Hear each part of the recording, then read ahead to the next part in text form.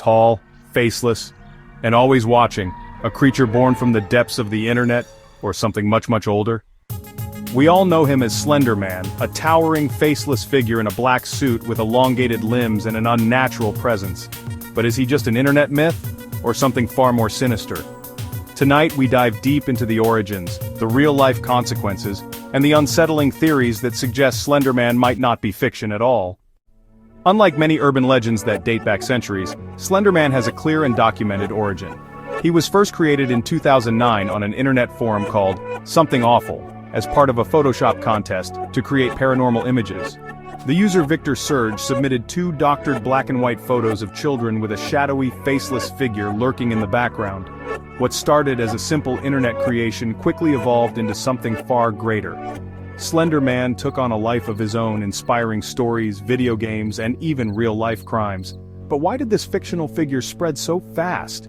And why do some people claim to have actually seen him? Most would say Slender Man is nothing more than an internet myth. But then came the sightings. From blurry photos to unsettling stories of tall, shadowy figures appearing in the woods, people began reporting encounters eerily similar to the legend. Some claimed to have seen him standing motionless outside their windows. Others describe waking up to sleep paralysis, with a faceless figure looming over them. But perhaps the most disturbing claims come from those who insist they were compelled to do things under his influence.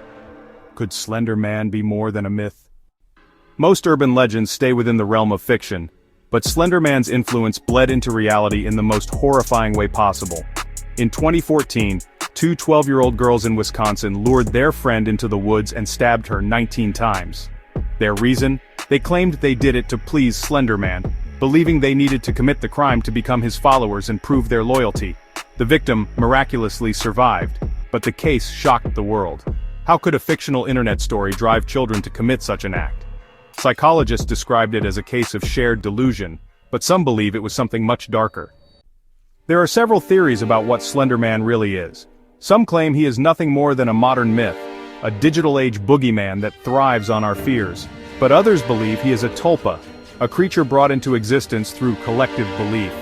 This concept, rooted in Tibetan mysticism, suggests that when enough people focus their thoughts on something, it can take on a form of its own.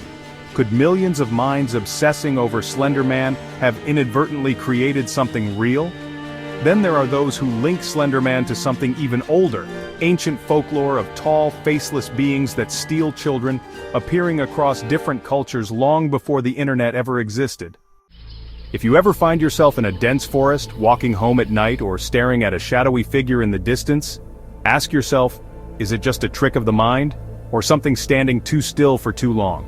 The truth is, whether he is real or not, Slender Man has left his mark, and some believe that the more you think about him, the more likely you are to see him.